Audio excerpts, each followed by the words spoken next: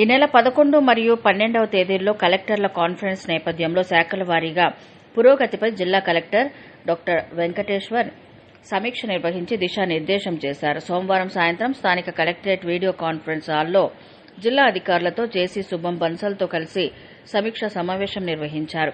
ఈ సందర్భంగా కలెక్టర్ మాట్లాడుతూ ప్రభుత్వ ప్రాధాన్యత అంశాలపై ప్రత్యేక దృష్టి పెట్టి పురోగతి సాధించాలని సూచించారు.